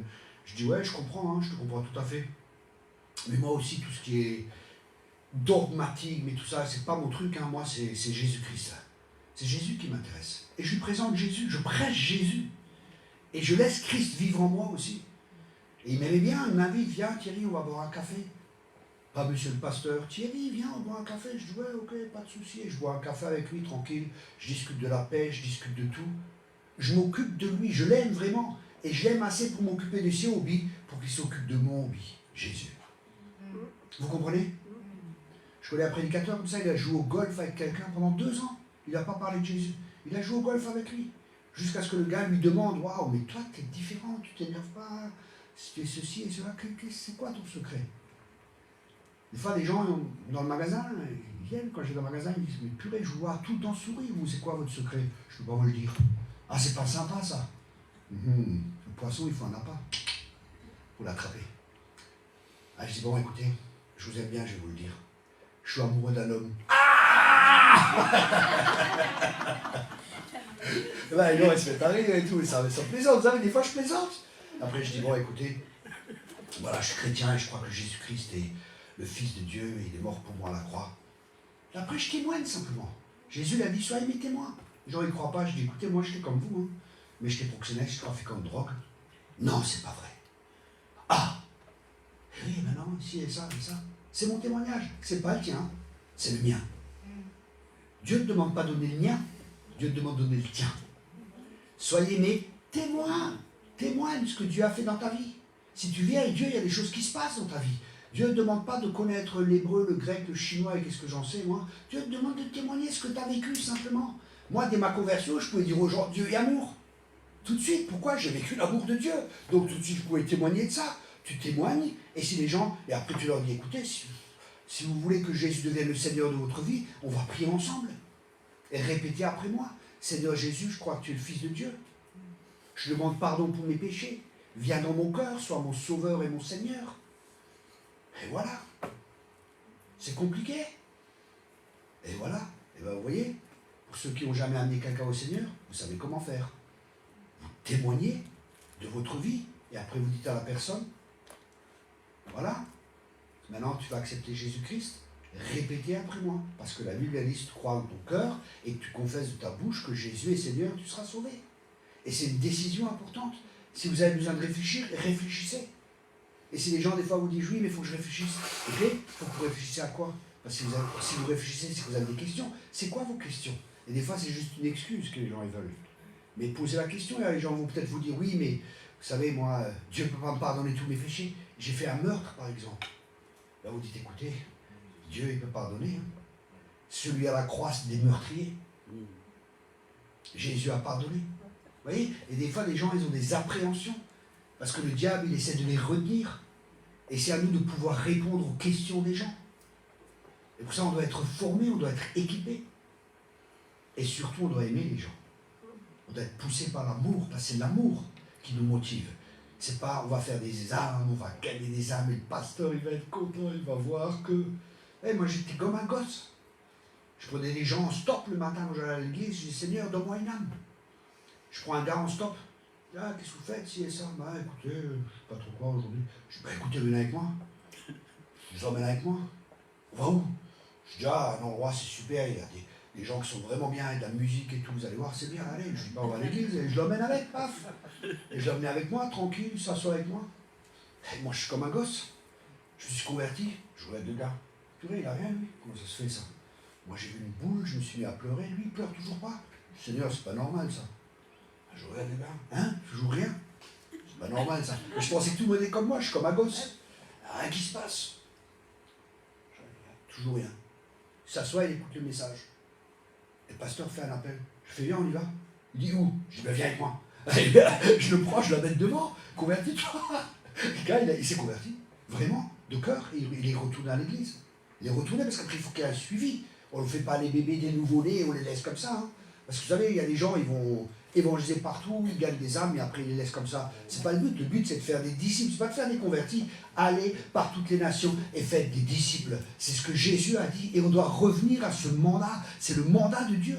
C'est normal que tu fasses des disciples, parce que Dieu t'équipe, Dieu te forme, Dieu veut te changer, Dieu veut te transformer. Mais tu as ta part à faire aussi. Est-ce que tu es prêt à te laisser former? Est-ce que tu es prêt à changer ta vie? Est-ce que tu es prêt à vivre pour Dieu? Parce que c'est ça un disciple. Tu vis plus pour toi, tu vis pour Dieu. Et là, c'est merveilleux. C'est merveilleux de vivre pour le Seigneur. Vous voyez un homme heureux devant vous? Je suis heureux. Oui, mais c'est normal, tu comprends, tu vas pas ci, tu vas pas... J'ai aussi mes problèmes, vous inquiétez pas, comme chacun de vous. Mais je suis heureux, parce que je sers Dieu. Et je sais que ce que je fais, je suis dans la volonté parfaite de Dieu. Et c'est ça qui me rend heureux. Parce que j'ai été créé pour ça. Et toi, tu as été créé peut-être pour autre chose. Découvre ce pour quoi Dieu t'a créé et rentre dans les œuvres que Dieu a préparées d'avance. Et c'est là que tu seras heureux. Tu seras la personne la plus heureuse. Mais je crois que la personne la plus malheureuse, c'est quand tu es à côté du plan de Dieu. C'est quand tu es à côté de ce que Dieu veut que tu fasses pour ta vie. Et Dieu veut que tu sois un disciple. Souvent, les gens me demandent, c'est quoi mon appel? C'est facile. Chasser des démons, guérir les malades, ressusciter les morts, annoncer l'évangile. Tu es un disciple. Ça, c'est ton appel. Oui, mais je pensais que prophète, apôtre, évangéliste, docteur, ici et ça. Sois d'abord un disciple et après on discutera du reste. Garde les âmes, occupe-toi des âmes. Fais ça, vous savez, moi je ne cherchais jamais l'appel. Je fuyais même l'appel. Je dis ça sincèrement. Quand on m'a dit oui, Thierry, faut que tu rentres à plein temps, je dis c'est bon. Parce que je voyais les pasteurs, hein. Ils avaient des belles voitures, ils fermaient une porte, l'autre s'ouvrait. Le rétroviseur tombait et tout. Il était à moitié plein, les voitures roulaient. Moi j'étais un homme d'affaires. J'avais de l'argent, je gagnais de l'argent. Je ne veux pas être comme les pasteurs là. Ils n'ont pas de fric, ils n'ont rien, leurs femmes elles sont. Les cheveux gras et tout, les vieilles jupes, c'est vrai. Vous regardez, il y en a certaines, pas maquillées, les cheveux gras, des trucs sur la tête, des vieilles robes jusqu'à par terre. Ils sont pas belles, quoi. Je ne veux pas de femme comme ça, moi. Ça va pas, les vieilles voitures et tout, pas de fric. C'est les gens les plus malheureux sur terre, quoi. Il y en a. C'est terrible. Et alors, venez au Seigneur. Les gens se disent, non, mais j'ai assez de problèmes, je vais pas être comme vous. Hein. C'est terrible. Non, mais vous comprenez ce que... J'exagère, hein, mais c'est vrai, des fois c'est vrai. Je vais des fois à des pastorales, je vois les femmes de pasteurs des fois, mais elles ne sont pas épanouies. Elles ne sont pas heureuses, parce que la religion tue. Mais Jésus est venu pour amener la vie, alléluia. Amen. Après, il y a des bons pasteurs, hein. Il y a des Monique, elle est jolie. Paul aussi. Maquillée, moderne, elle a une jupe, elle a des bottes en cuir et tout. C'est bien. Mais ouais. Hein, c'est ça. Vous voyez? C'est normal. C'est terrible des fois. La religion, c'est toujours occupé de l'extérieur. Le christianisme, c'est l'intérieur. C'est une transformation de l'intérieur. Et les disciples, ça se forme de l'intérieur vers l'extérieur. Dieu veut changer nos cœurs. Amen. Donner un cœur nouveau. Et après faire un travail pour qu'on soit des disciples. Est-ce qu'il y a des questions? Personne? Merci. Non. Est-ce qu'il y a quelqu'un qui a une question? Allez-y, profitez-en.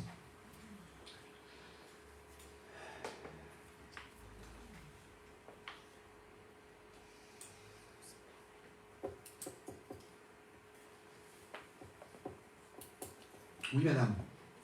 Est-ce qu'on a quand même Christ en soi, même si on n'est pas baptisé? Oui, on a Christ en soi dès la nouvelle naissance. Dès qu'on est de nouveau, on a Christ qui vient habiter en nous. Dès la nouvelle naissance, dès qu'on a fait la prière du salut, Christ vient en nous.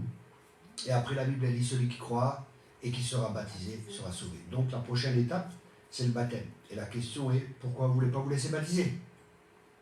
That is a question. C'est une question à 5 €, mais je vous fais gratuit. Pourquoi vous ne voulez pas vous laisser baptiser? Ou vous voulez dire en particulier après avec le pasteur? Non, parce qu'en fait, j'étais encore un petit peu dans l'inconnu, puis tellement de problématiques, etc. Et puis je sais pas. Ok, mais vous croyez en Jésus? Oui. Faites-vous baptiser. Après le reste, ça serait que souvent. Hein. Vous savez, s'il faut être parfait pour être baptisé, ben, aucun serait baptisé ici. À part moi, bien sûr. Oui.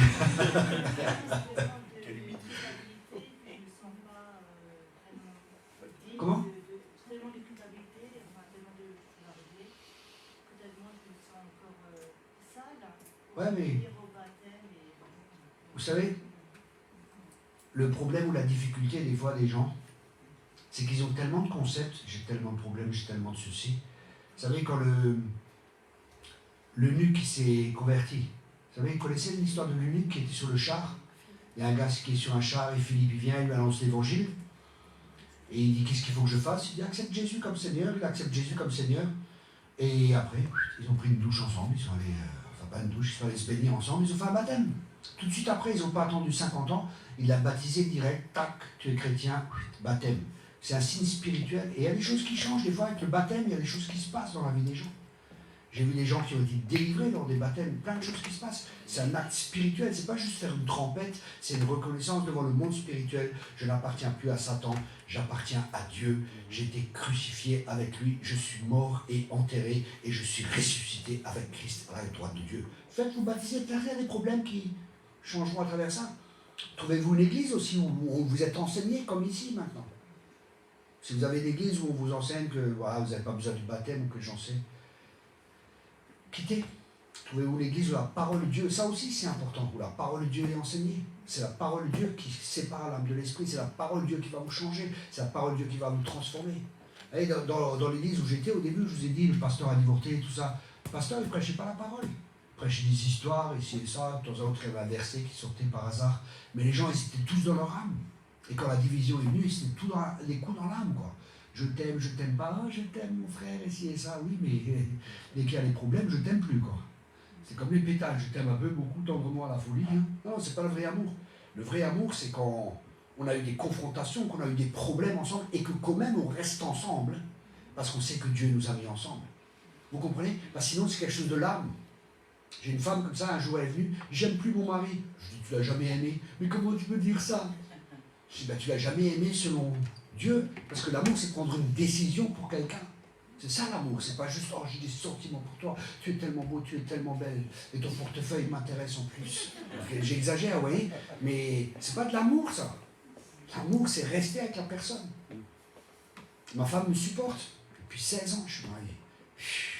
Moi je la supporte aussi, il faut dire. Hein. J'espère qu'elle n'écoute pas de message, je vais le recevoir. Je vais lui voir avoir un œil au bernoir, il faudra toujours trouver une excuse. Non. Mais vous comprenez ce que je veux dire? Merci pour la question. Est-ce que quelqu'un a une autre question? Oui.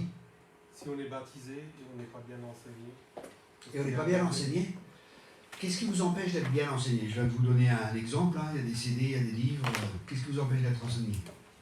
Vous savez, si on veut quelque chose, moi, quand je me suis converti, quand j'ai accepté Jésus, je sais que j'avais besoin de délivrance, j'avais pas beaucoup d'argent. J'ai fait 1000 km pour aller à un séminaire de délivrance. Je vous garantis, c'est vrai, c'était en Bretagne. Je me rappellerai toute ma vie. J'ai fait 1000 km, je voulais. Et vous savez quoi? Dieu a pourvu à mes finances, Dieu a pourvu. Quand on veut quelque chose, on l'obtient. Surtout si c'est selon la volonté de Dieu. Surtout si c'est selon la volonté de Dieu. Pas autre chose. Hein.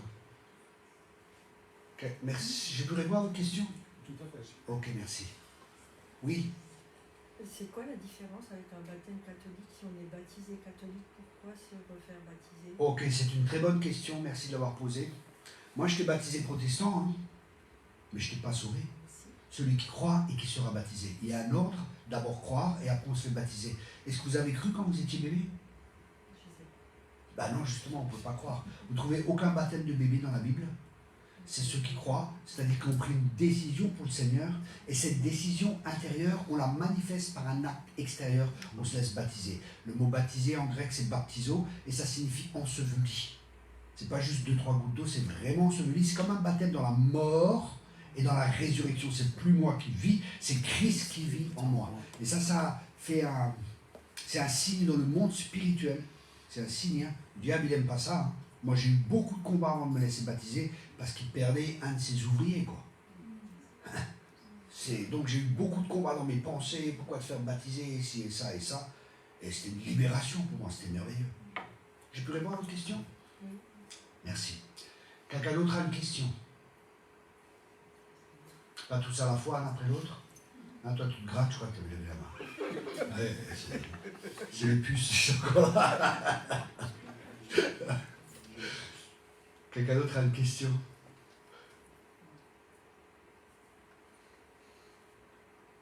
Tout le monde sait comment amener une âme à Jésus? Tout le monde est conscient de l'importance d'être un disciple?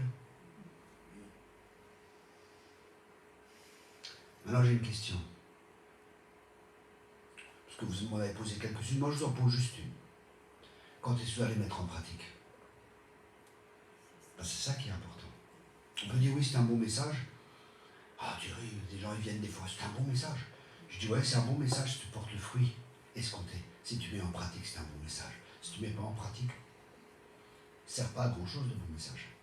Vous comprenez? Donc il faut que vous trouviez, si vous n'avez pas d'église, hein, trouvez une église où vous êtes formé. Ici, le pasteur va vous former, il va vous former en tant que disciple. Il va faire de vous des disciples. Et l'église va grandir, naturellement, par une multiplication, pas par une addition. Une multiplication, au début c'est difficile, mais une fois que les gens sont formés, après c'est... Dieu m'avait montré ça à l'époque. C'est comme une boule de neige, vous savez, et ça devient une avalanche. C'est la vision que Dieu m'avait donnée. Au début c'est un peu, et c'est difficile. C'est difficile de travailler avec une personne, 2 personnes. Et ce qui est super, quand tu fais des disciples, toi-même tu es transformé. Parce que tu vois tous tes défauts, tu vois comment tu réagis, tu vois que tu n'as pas de patience, tu vois que... Et Dieu il dit, mais pourquoi moi j'étais pas avec toi, j'étais patient avec toi. Sois patient avec cette personne. Ok Seigneur, donne-moi de la patience, mais tout de suite. Et tu es là. Et Dieu il dit, mais moi j'étais pas j'étais doux avec toi. C'est vrai, il faut que je sois doux avec les gens aussi, comme Jésus est doux avec moi. Et c'est là, tu te rends compte. Waouh! Et ça te forme. Faire des disciples, ça change les personnes. Et ça te change toi surtout. Moi, ça m'a changé de faire des disciples. Ben, j'avais des cas.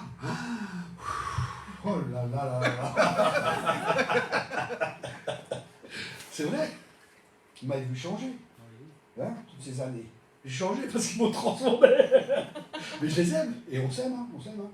Et des fois, on s'accroche et tout, et on s'engueule, et tout ce que vous voulez. Et on se dit les vérités. On se dit, ouais, je vois ça chez toi. Ok, merci. Il faut être humble pour accepter la correction. Oui, mais t'es le leader. Hein? Tout le monde est un leader. Mais est-ce que c'est pas aussi une relation de cause à effet quand on est rempli du Saint-Esprit, de toucher forcément des âmes qui vont être converties, qui vont venir au baptême, de guérir les malades? Est-ce que c'est pas plutôt aussi l'Esprit Saint qui nous remplit, qui va donner cette relation de cause à effet par le parfum de Jésus qui est sur nous? Tout à fait. Mais le problème, c'est qu'on peut être rempli du Saint-Esprit, mais pas le laisser sortir au travers de nous. Parce qu'on peut être rempli du Saint-Esprit et pas avoir la coupe qui déborde. voyez ce que je veux dire? Parce qu'être rempli, c'est bien, c'est pour nous, mais il faut que la coupe déborde. Psaume 23, que la coupe déborde. Parce qu'il y a des gens, ils sont remplis, hein, mais ils ne laissent pas la place au Saint-Esprit. Dès que le Saint-Esprit veut parler, timidité, peur. Mais qu'est-ce que les gens vont penser si je témoigne de Jésus? Ils vont me rejeter, je ne vais pas être accepté, je vais prendre des coups. Et alors, où est le problème? Vous comprenez? Oui, mais parce que c'est l'Esprit Saint quand même qui glorifie Dieu, donc qui va forcément... Ouais, Je pense. ouais, bien sûr, je comprends. Oui. Mais vous pouvez le bloquer, le Saint-Esprit. N'attristez pas le Saint-Esprit, on peut l'attrister. Vous savez, combien de fois, des fois le Saint-Esprit m'a dit fais ça, je ne l'ai pas fait. Hein. Ou vous obéissez toujours? Ah non, je savais, ouais. Je savais. Mais c'est tout le monde. Des fois, on n'obéit pas parce qu'on a eu peur, on a des craintes, on a besoin d'être guéri. Même maintenant encore, des fois, j'ai un combat encore maintenant. Et je dois lutter contre ma chair et la crucifier et dire non, je vais aller témoigner là. Ou Dieu me dit témoigne à cette personne. Ouais, j'ai pas envie. Hein. Des fois, je dois aller prêcher, j'ai pas envie. Des fois, je vous dis sincèrement, j'ai pas envie d'aller prêcher. Je suis fatigué, je préfère être à la maison. J'ai roulé des kilomètres, j'ai prêché déjà depuis 2 jours, et encore je dois aller, et encore ceci et cela. Des fois, j'ai pas envie. Et là, je crucifie ma chair et j'y vais. Et quand j'y vais, le Saint-Esprit me renouvelle. Et alléluia, ça va. Il y a des combats qui sont là. La chair va toujours lutter contre l'esprit. Même quand on est rempli du Saint-Esprit, le combat est là. Hein. Mais c'est une bonne question, merci. Quelqu'un d'autre a une question encore? Allez-y. Profitez-en. On a déjà, si j'ai bien compris, on a 2 candidats au baptême. Qui n'est pas encore baptisé adulte? Ben oui, il faut mettre les choses en pratique. Bon, pas juste la théorie. Le pasteur, il y aura 2 baptêmes. Bon, vous voyez avec le pasteur quand il vous organisera le baptême avec vous. Il y a qui encore qui n'est pas baptisé? Adulte, hein, je ne parle pas d'enfant. Oui, 1 personne, 2 personnes, qui encore? 1, 2, oui. C'est tout? Les autres, vous êtes tous baptisés. Ok. Baptisé du Saint-Esprit?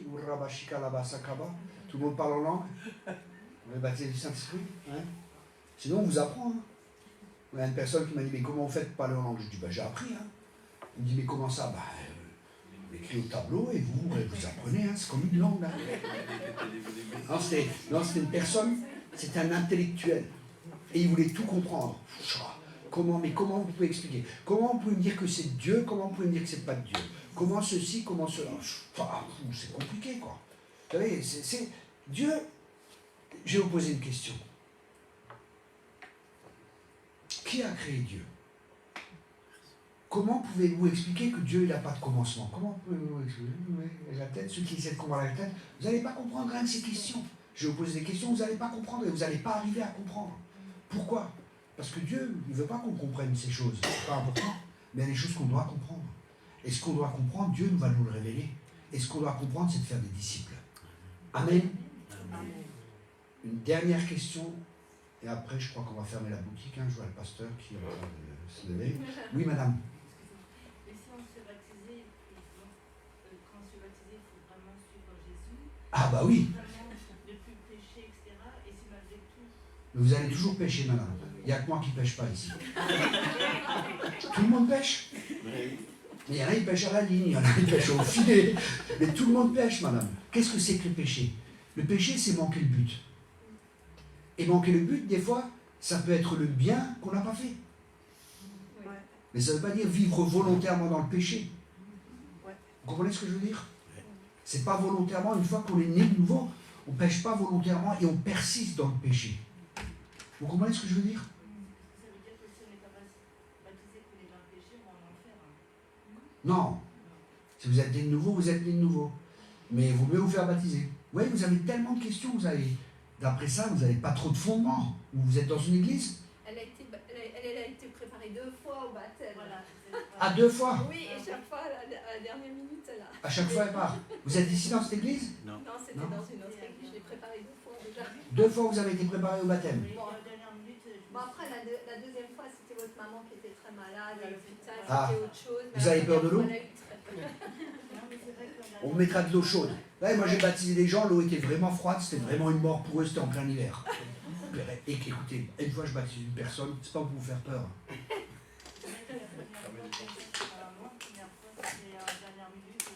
Ouais, mais ce coup-ci, on vous loupera pas, vous inquiétez pas. On vous a à l'œil maintenant. Un jour, c'était en Allemagne et je baptise une femme dans une rivière. purée, la femme, elle est morte à elle-même, je vous garantis.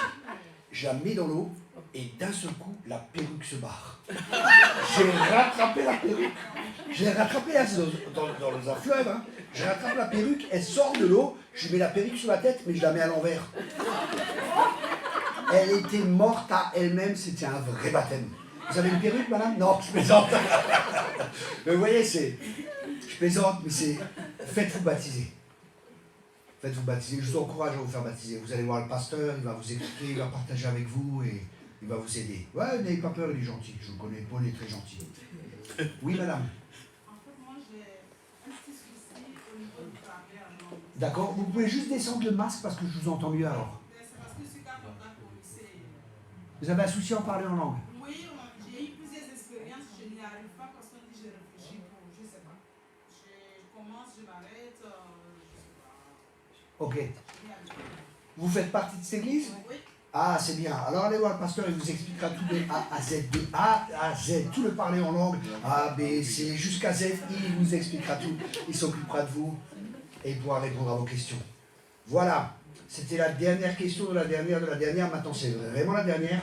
On va laisser la place parce que le pasteur, il a envie de rentrer. Non, je plaisante. Ça va? Ça vous a aidé? Ça vous a aidé? Ok, revenez ce soir. Amenez vos amis, amenez vos ennemis. Ouais, il faut les amener au Seigneur. Amenez peut-être quelqu'un, essayez une fois. Parlez aux gens autour de vous, témoignez, pour que les gens puissent être sauvés. Je vais encore laisser la place au pasteur, il a quelque chose de très important à vous dire.